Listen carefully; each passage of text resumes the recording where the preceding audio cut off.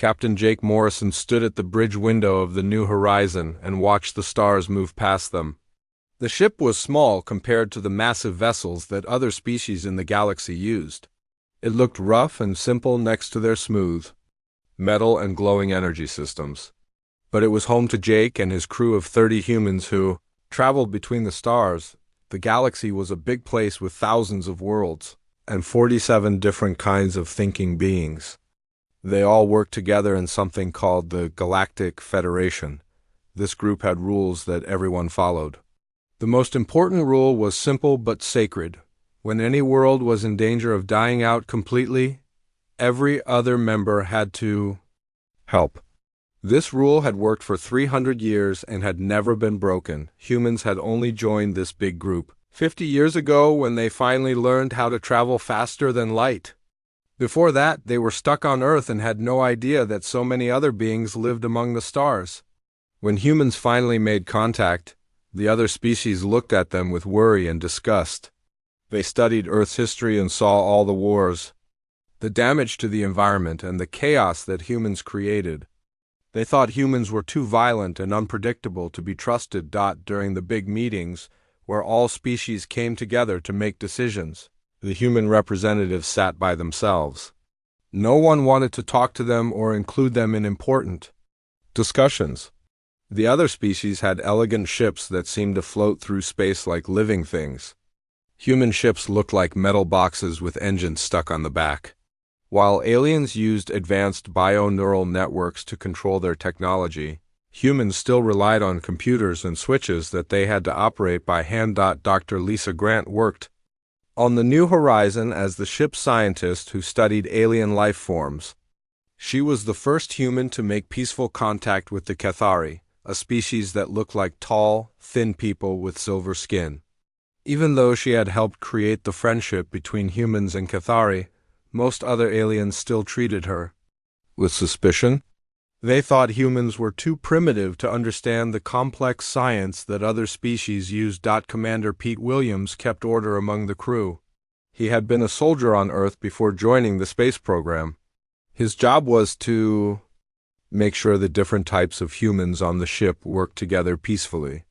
The crew came from many countries on Earth and sometimes had trouble getting along, but Pete knew how to handle conflicts between people. The Federation allowed humans to have only 3 ships that could leave the solar system where Earth was located. The New Horizon was one of these ships, and it spent most of its time exploring empty space where no one else wanted to go. The other species gave humans the jobs that were boring or dangerous, like checking on dead planets or mapping areas where space was too unstable for their advanced ships. Jake often wondered if humans would ever be accepted as real members of the Federation. The other species were polite but never friendly. They had been traveling between stars for thousands of years, while humans had barely started. Some species could live for centuries and had technologies that seemed like magic to human eyes. They could create energy shields that stopped any weapon, heal injuries that would kill a human instantly, and communicate across vast distances, using only their thoughts. The morning that everything changed started like any other day. Jake was reviewing reports from their latest mission when alarms began ringing throughout the ship. But these were not the ship's alarms. They were emergency signals coming from the Federation's communication network. Every ship and every world was receiving the same message at the same time. Lisa ran to the bridge with her face pale and her hands shaking. She had been monitoring alien communications for years, but she had never heard anything like this. The message was coming from Valoron Prime, the homeworld of the Valorians. These were one of the oldest and most respected species in the Federation. They had been traveling among the stars since before humans learned to write. The message was simple but terrifying. Unknown attackers were destroying the planet's defensive systems. The massive energy shields that protected all 40 billion Valorians were failing. The enemy was using weapons that could pass through any defense that the Federation had ever built. Valoron Prime had maybe 6 hours before complete destruction. Pete gathered the crew in the main meeting room while Jake opened a communication channel to Federation Command. They could hear the panic in the voices of species that had always seemed calm and in control. The Cathari reported that their plasma weapons had no effect on the attackers. The Zephyrians said their energy barriers were useless. Even the mighty Drakmor, whose war fleets had never lost a battle, admitted that their most powerful weapons could not damage the enemy ships.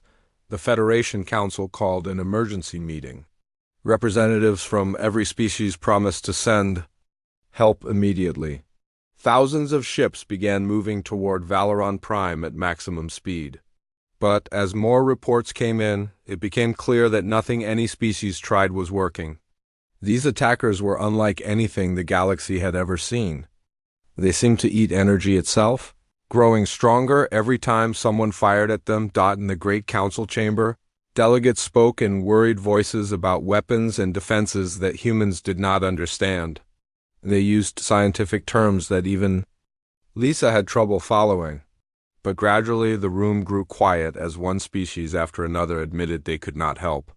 Their technology was too similar to what the attackers had already defeated. Colonel Amy Patterson represented humans in the Federation Council. She was a small woman with gray hair who always sat in the back corner where other delegates often forgot she existed. As the meeting continued and hope faded, she stood up slowly. The enormous chamber fell silent. Some delegates looked away because they felt embarrassed that they had to listen to the representative of the weakest species in the Federation. Amy's voice was quiet, but clear as she spoke into her communication device. Before she could say anything, Jake's voice came through the speakers for everyone to hear. He had been listening to the emergency reports and had already made his decision. New Horizon responding to distress call. We are already moving toward Valoron Prime at maximum speed. The council chamber erupted in surprised voices. No one had expected the humans to respond. Their ship was tiny and their weapons were primitive. How could they possibly help when the most advanced civilizations in the galaxy had already failed? But Jake had heard something in those reports that the others had missed. While they saw impossible technology and unstoppable enemies, he saw patterns and possibilities that no one else had considered. The journey to Valoron Prime would take 36 hours if the New Horizon pushed its engines beyond all safety limits. No Federation ship had ever attempted such a dangerous sustained jump through faster-than-light space. The stress could tear a vessel apart or leave it stranded between dimensions. But Jake Morrison looked at his crew and saw the same determination in their eyes that he felt in his heart. Chief Engineer Ben Carter had worked on spacecraft engines since he was 18 years old. He knew every bolt and wire in the New Horizons power systems. When Jake told him what they needed to do, Ben just nodded and headed to the engine room. The fusion reactors that powered their ship were simple compared to the energy sources that other species used, but they were also reliable and easy to fix when something went wrong. The ship began to shake as Ben pushed the engines past their normal operating parameters. Other crew members had to hold on to walls and furniture to keep from falling down. The metal hull groaned and creaked under forces it was never designed to handle. Warning lights flashed red throughout the ship, but Ben somehow kept everything working. He crawled through maintenance tunnels and made repairs while the ship traveled faster than light, doing work that most engineers said was impossible. Dr. Lisa Grant spent the journey studying every piece of information they had about the attackers.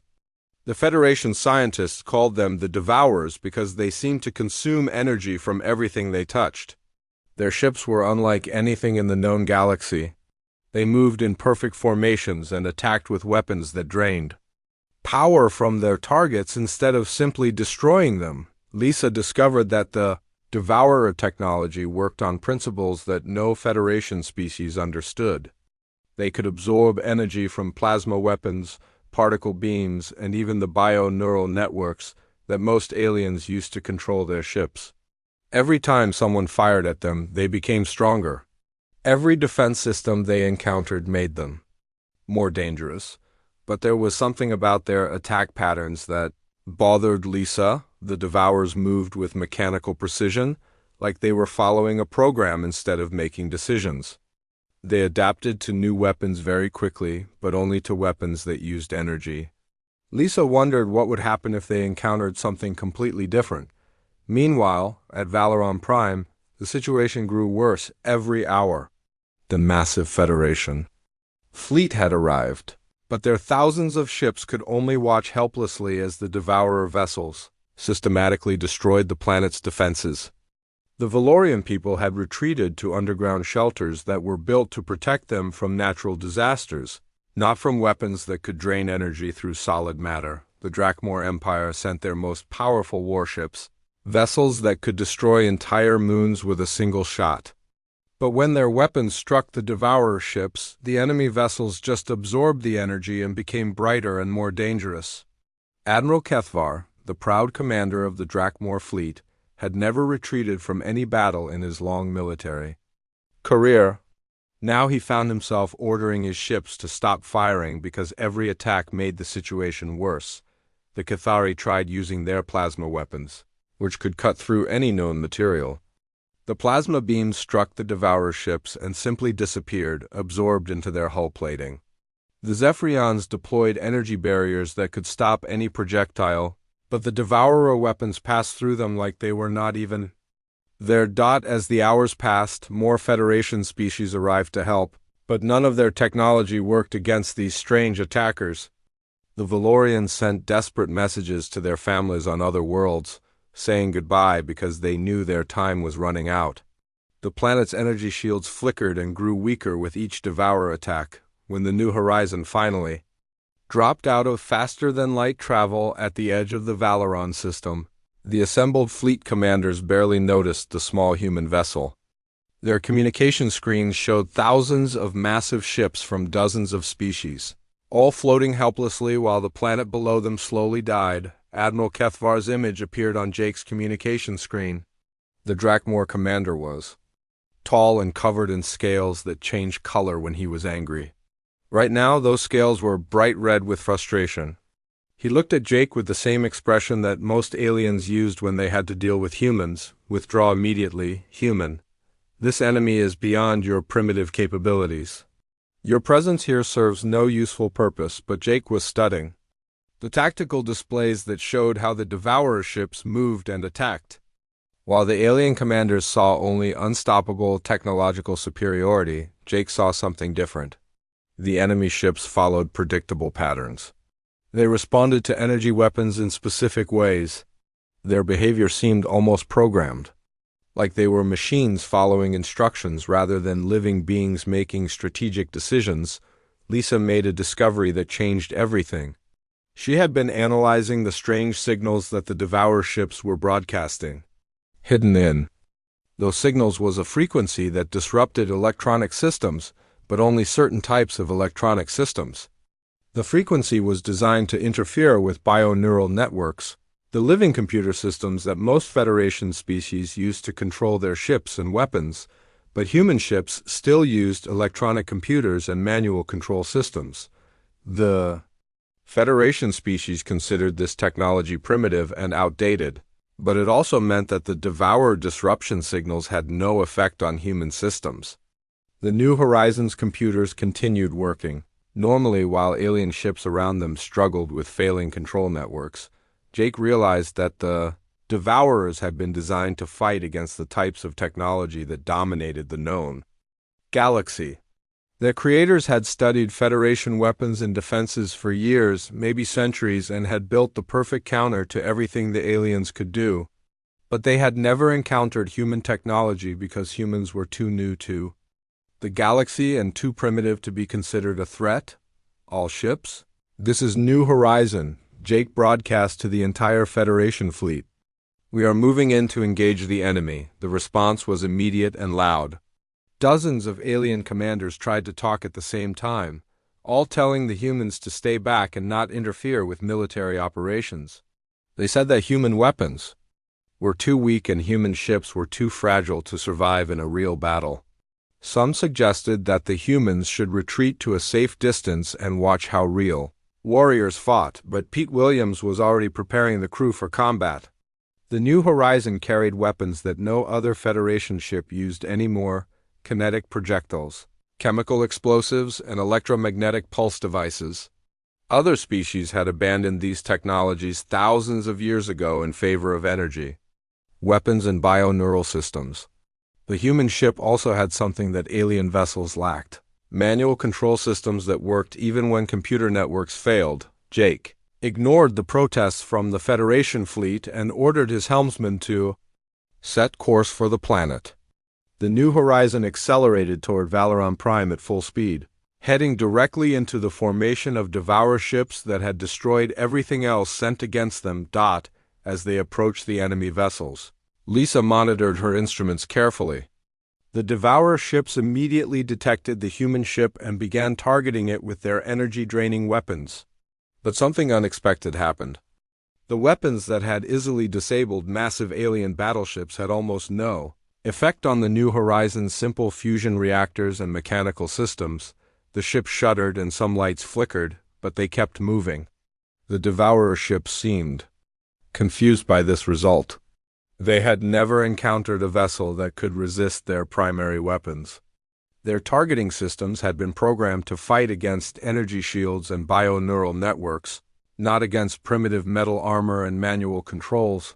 Jake smiled as he watched the enemy ships struggle to understand what they were facing. For the first time since the attack began, the Devourers were encountering something their creators had not prepared them for: human stubbornness and the willingness to use whatever worked, no matter how primitive it might seem to others. The Devourer ships turned their full attention to the New Horizon as it raced through their formation. Their energy-draining weapons struck the human vessel repeatedly, but the effects were minimal. The ship's primitive fusion reactors and mechanical systems continued operating while around them. Sophisticated alien vessels drifted helplessly with their bioneural networks disrupted. Jake Morrison's plan was desperate and completely human in its approach.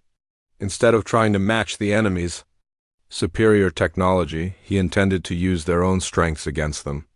The New Horizon carried a cargo hold full of weapons that no other Federation species would even consider using in modern warfare: steel projectiles, chemical explosives, and electromagnetic devices that worked on principles older than most alien civilizations. The ship's weapon systems were as simple as everything else about human technology. Magnetic launchers fired solid metal slugs at incredible speeds. Chemical rockets carried warheads filled with conventional explosives. These weapons had no energy signatures for the Devourers to absorb and no complex systems for them to disrupt. They were just chunks of matter moving very fast or exploding very loudly. As the New Horizon dove through the enemy formation, it began launching thousands of small projectiles. The steel slugs were each about the size of a human fist and moved at nearly 10% of light speed.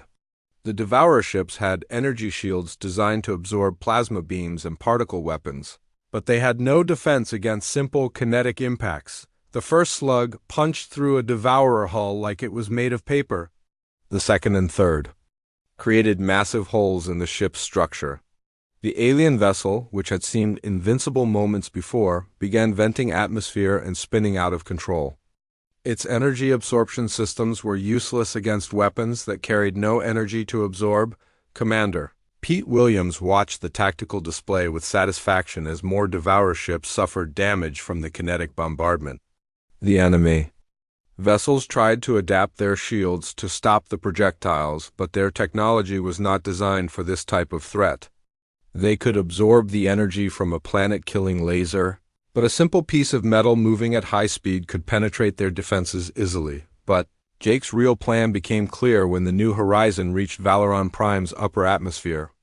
While the Federation fleet had focused on destroying the attackers, the humans had brought something else entirely: defensive countermeasures that could protect the planet's population.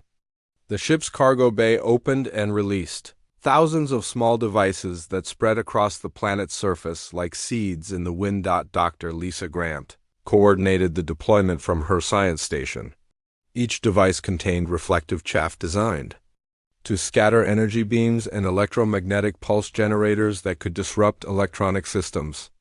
The technology was crude by Federation standards, but it worked on principles that the Devourers had never encountered. The chaff created electromagnetic fog around populated areas that made it impossible for the Devourer ships to target their energy-draining weapons accurately. The pulse generators sent out waves of electromagnetic interference that disrupted the enemy's control systems. For the first time since the attack began, the Devourers found themselves unable to feed on the planet's energy sources. Pete led ground teams that landed in shuttles near Valorian population centers. The humans wore simple environmental suits and carried basic equipment, but they moved with purpose and efficiency. They set up defensive perimeters using technology that looked primitive compared to Federation force fields, but which actually worked against the current threat. The Valorians emerged from their underground shelters to find humans setting up strange devices around their cities. The aliens were tall and graceful with blue-green skin that seemed to glow with inner light. They had never seen human technology before and were amazed by how simple and functional it was. No bioneural interfaces, no energy manipulation, just mechanical devices that did exactly what they were designed to do. Lisa made the most important discovery while analyzing data from the damaged Devourer ships. The attackers were not a natural species at all, but an artificial weapon system created by some unknown civilization. They had been programmed to consume energy-based technology and to adapt to any defense that used similar principles. But their creators had designed them to fight against the types of advanced technology that dominated the known galaxy. The Devourers had never been programmed to handle kinetic weapons or chemical explosives, because their creators assumed that any civilization advanced enough to threaten them would have moved beyond such primitive methods. They had not considered that a species might deliberately maintain older technologies alongside newer ones, or that simplicity might sometimes be more effective than sophistication. As the battle continued, human tactics proved increasingly effective. The New Horizons magnetic launchers fired continuously, sending streams of metal projectiles into the enemy formation. Each impact damaged systems that were designed to absorb energy, but had no protection against physical force. The Devourer ships, which had seemed invincible against Federation weapons, began falling to technology that was thousands of years old. The electromagnetic pulse devices that Pete's teams had deployed around the planet created zones where the Devourer ships could not operate effectively. Their energy absorption systems became confused by the electromagnetic interference, and their control networks suffered constant disruptions. The attackers found themselves growing weaker instead of stronger as they could no longer feed on the planet's energy sources. Ben Carter kept the New Horizons engines running at maximum power despite the stress of combat maneuvers. The ship was never designed for this kind of sustained action, but he made constant repairs and adjustments that kept everything working. His mechanical expertise and willingness to fix things with spare parts and improvised solutions proved more valuable than the self-repairing systems that other species relied on. The tide of battle turned as more Devourer ships succumbed to human weapons and tactics. The Federation fleet, which had been helpless against the energy-draining attackers, watched in amazement as primitive kinetic weapons accomplished what their most advanced technology could not. The alien commanders began to understand that sometimes the simplest solution was also the most effective. One by one, the Devourer vessels fell to steel slugs and chemical explosives. Their sophisticated energy absorption systems were useless against weapons that carried no energy to absorb. Their adaptive defenses could not compensate for threats they had never been designed to handle. The ancient weapon system that had been created to destroy advanced civilizations was defeated by technology that its makers had considered obsolete. As the last Devourer ship exploded under a barrage of kinetic projectiles, silence fell across the Valoron system. The massive Federation fleet floated in space, their commanders struggling to understand what they had just witnessed. The newest and supposedly weakest member of their alliance had succeeded where the greatest military powers in the galaxy had failed. Jake looked at his crew and saw the same mixture of exhaustion and pride that he felt himself. They had proven that human determination and willingness to use whatever worked could overcome seemingly impossible odds. But he also knew that this victory would change how the galaxy viewed humanity, and he was not sure if that change would be entirely positive. News of humanity's victory traveled across the galaxy faster than the fastest ships could fly. Within hours, every Federation world knew that the species they had dismissed as primitive, barbarians, had defeated the most dangerous threat in galactic history. The beings who had scorned human technology and questioned human intelligence now struggled to understand how simple kinetic weapons had succeeded where their most advanced science had failed. On Valoron Prime, the aftermath of battle revealed the true scale of what had happened. The planet's surface was scarred by devourer attacks, but the population centers were intact thanks to the electromagnetic barriers that Pete Williams and his teams had deployed. 40 billion Valorians had survived, because 30 humans had been willing to risk everything for people they had never met. The Valorian Prime Minister was a graceful being named Healer Drimcoal, whose blue-green skin seemed to glow with inner light. She had lived for over 3 centuries and had met representatives from every species in the Federation, but she had never spoken personally with a human before the attack. Now she stood among the ruins of her capital city and did something that no non-human leader had ever done. She thanked a human commander face to face. Captain Morrison, Healer Drimcoal said in her melodious voice, "Your people saw solutions where we saw only impossibility. You answered our call when others could not. The Valorian people will remember this gift for all the generations to come." Jake felt uncomfortable with the formal gratitude. Humans had not come to Valoron Prime seeking recognition or reward. They had come because people were in danger and needed help. That was reason enough for any decent person to act, regardless of species or politics. But he understood that his response would be studied and remembered across the galaxy, so he chose his words carefully. "We did what anyone should do when their neighbors are in trouble," he replied. "The Federation has rules about helping each other, and we believe in following those rules, but not everyone in the Federation was pleased by humanity's success. The hegemony of Sectaurus was a proud warrior culture whose representatives had always looked down on humans as weak and cowardly. Their war leader Vashkrim was a massive being covered in armor-like scales who had commanded fleets in dozens of major battles. He could not accept that primitive human weapons had accomplished what his sophisticated military technology could not. Vashkrim's challenge came during the emergency session of the Federation Council that was called to discuss the Devourer attack. His voice boomed through the great chamber as he stood to address the assembly. The humans succeeded through luck, not skill. They encountered an enemy that happened to have a weakness their crude weapons could exploit. This proves nothing about their worthiness to remain in the Federation. The challenge was formal and public, broadcast to every world in the galaxy. Vashkrim demanded that humanity prove their military capabilities in combat trials against Sectaurus forces. The trials would test both individual combat skills and fleet tactics using weapons and rules that both species would agree upon in advance. Colonel Amy Patterson faced an impossible choice.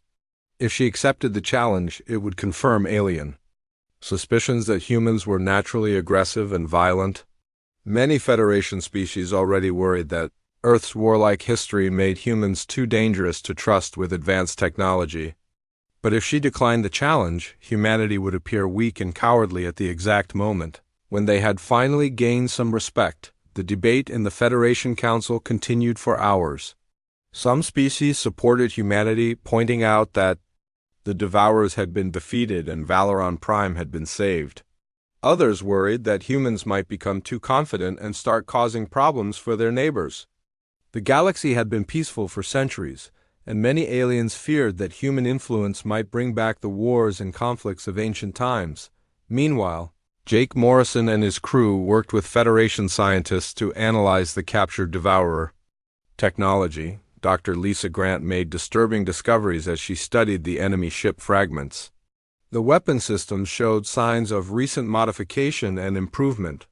Someone had been updating the Devourer programming to counter current Federation defenses. Lisa's analysis revealed that the Devourers had not been randomly attacking Federation worlds. They had been systematically targeting the most advanced species, testing their defenses and learning from each encounter. The attack pattern suggested that someone with intimate knowledge of Federation Technology had been preparing this assault for decades. The implications were terrifying. If the Devourers were artificial weapons controlled by an unknown intelligence, then their defeat at Valoran Prime might not be the end of the threat. Their creators had been watching and learning about Federation capabilities for years, and they would certainly study the human victory to understand how their perfect weapons had been defeated. Jake shared Lisa's findings with Federation Command, but the response was mixed. Some military leaders took the threat seriously and began preparing for possible future attacks. Others preferred to believe that the danger was over and that the galaxy could return to normal. The idea that an unknown enemy had been secretly observing them for decades was too frightening for many species to accept. The human crew of the New Horizon found themselves treated differently by other Federation personnel. Some aliens approached them with new respect, asking questions about human tactics and technology. Others seemed afraid, as if humans had revealed themselves to be more dangerous than anyone had realized. The casual dismissal that humans had faced for 50 years was replaced by a mixture of admiration and suspicion. Ben Carter received requests from alien engineers who wanted to study human mechanical systems. They were amazed by technology that could be repaired manually and operated without bio-neural interfaces. For centuries, Federation technology had become increasingly complex and specialized. The idea that simpler systems might sometimes be more reliable was a revolutionary concept to many species. Pete Williams found himself invited to military conferences, where alien commanders wanted to learn about human combat tactics. They were particularly interested in how humans made decisions quickly under pressure and how they adapted to unexpected situations. Most Federation species relied on computer analysis and predetermined strategies, but humans seemed capable of improvising solutions in real time. As the debate over the Sectaurus challenge continued, a new transmission reached Federation space. This message was different from the Devourer attack signal. It came from the unexplored regions beyond the galactic rim where no Federation ship had ever traveled. The signal was faint but clear, and its content sent shockwaves through every Federation world. The message was simple but chilling. The children have exceeded expectations. We wish to meet these humans. The transmission carried data patterns that matched the Devourer control systems, confirming Lisa's theory that the attackers had been artificial weapons. But the senders called themselves something that made every Federation leader's blood run cold: the Architects. They claimed to be the original creators of the Devourer technology, and they had been watching the galaxy for longer than any civilization could remember. Panic spread through Federation space as the truth became clear. Every member species had been living under observation and evaluation by an unknown intelligence. The Devourer attacks had not been random acts of aggression, but carefully designed tests to measure the worthiness of different civilizations. Only species that could overcome these trials were allowed to survive and advance. The Federation Council faced its greatest crisis in centuries. How could they respond to beings who possessed technology that could create weapons like the Devourers? What did it mean that these architects were specifically interested in meeting humans? And most importantly, what would happen to the galaxy if humanity's victory had attracted the attention of intelligences beyond anything the Federation had ever encountered? Jake Morrison realized that his crew's simple act of courage had changed everything. They had not just saved Valoran Prime or proven human worth to the Federation. They had revealed humanity's existence to ancient beings who measured civilizations by their ability to overcome impossible challenges. Now the entire galaxy would have to face whatever came next, and humans would be at the center of it all. The transmission from the Architects changed everything in the Federation. Fear replaced the usual calm discussions in council chambers across the galaxy. The message had come from the void reaches, the empty space beyond the galactic rim where no intelligent life was supposed to exist. Yet somehow, ancient beings had been watching and testing every civilization for millions of years without anyone knowing they were there. The Federation's greatest scientists worked together to analyze the Architect transmission. What they discovered made the situation even more frightening. The signal contained historical data about every major conflict in galactic history. Every time the Devourers had appeared to destroy a civilization, every time a species had mysteriously vanished without explanation, every technological advancement that had seemed to come from nowhere, it was all connected to these unknown watchers. Dr. Lisa Grant spent days studying the data patterns hidden in the architect message. She realized that the galaxy's development had not been natural. Every Federation species had been guided along specific technological paths by the periodic appearance of devourer attacks. Civilizations that developed energy-based weapons and bio-neural networks were allowed to survive. Those that pursued different technologies were destroyed before they could advance. The truth was terrifying. The Federation had been living in a carefully controlled environment designed by the architects. Like animals in a laboratory, every species had been tested and shaped according to an ancient plan. Only civilizations that met specific criteria were permitted to join the galactic community and develop advanced technology, but humanity represented something the architects had never encountered before.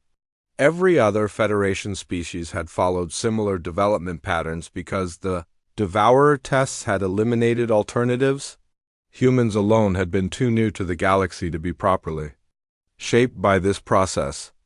They had maintained primitive technologies alongside advanced ones, creating a combination that the architects had not planned for. The Federation Council faced an impossible decision. The architects had requested a meeting with humanity, but no one knew what would happen when ancient beings with godlike technology met the species that had disrupted their perfect plan. Some council members wanted to refuse the meeting and hoped the architects would lose interest. Others believed that cooperation was the only way to avoid complete destruction. Captain Jake Morrison found himself chosen to lead the Federation's response. The council asked him to command a joint expedition to the Void Reaches, carrying representatives from every member species. For the first time in Federation history, aliens were looking to humans for leadership and guidance. The species that had once sat alone in council meetings now found themselves at the center of the galaxy's most important mission. The journey beyond the galactic rim took weeks of travel through space that no Federation vessel had ever explored. Jake commanded a fleet of 12 ships representing every major civilization. The crew of the New Horizon worked alongside beings they had only dreamed of meeting as equals. Cathari scientists shared research with human engineers. Drakmor warriors trained with Pete Williams and his security teams. The galaxy's species were working together in ways that had never happened before. Dr. Lisa Grant used the journey time to study everything the Federation knew about ancient history and vanished civilizations.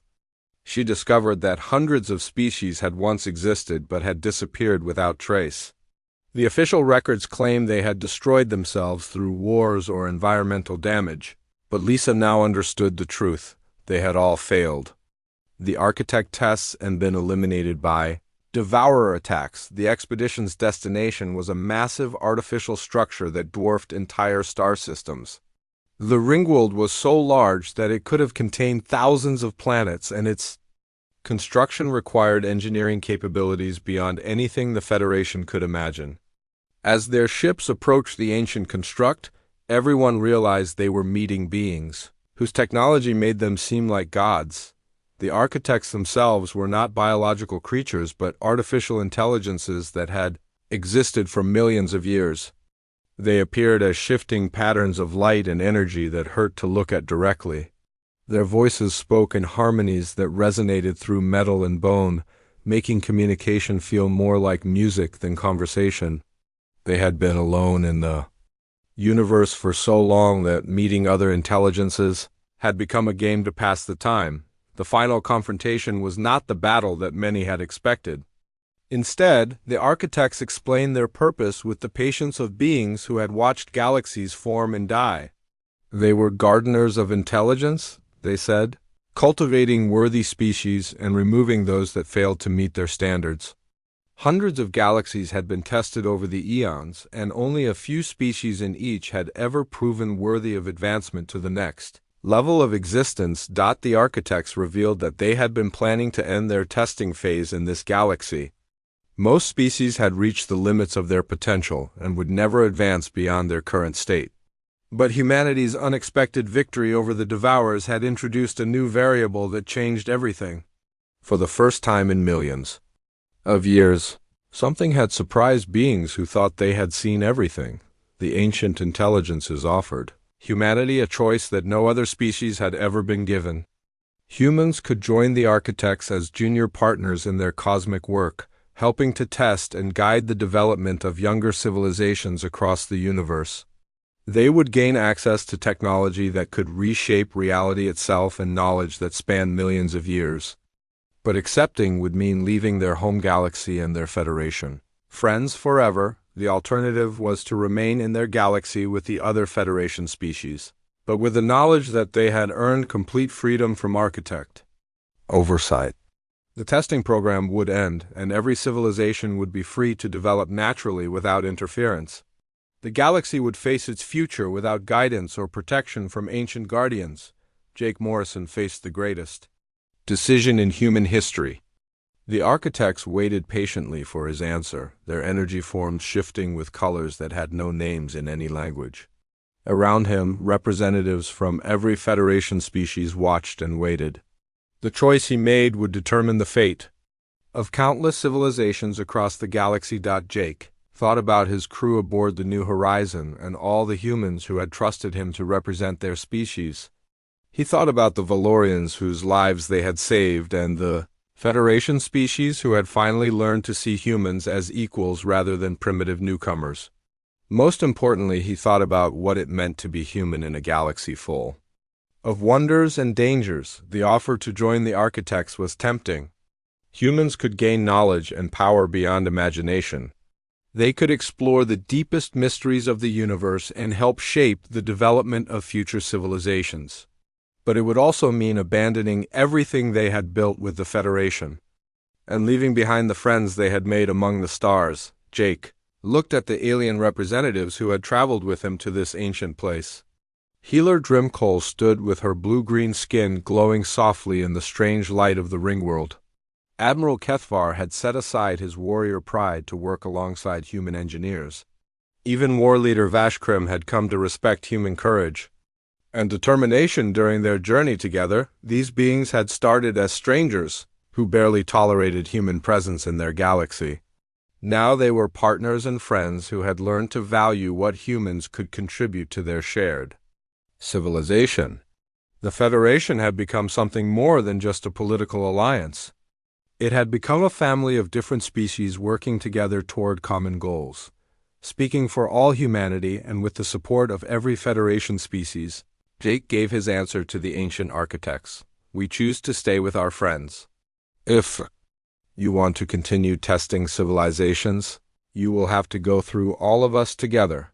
The architect's energy forms pulsed with what might have been surprise or amusement.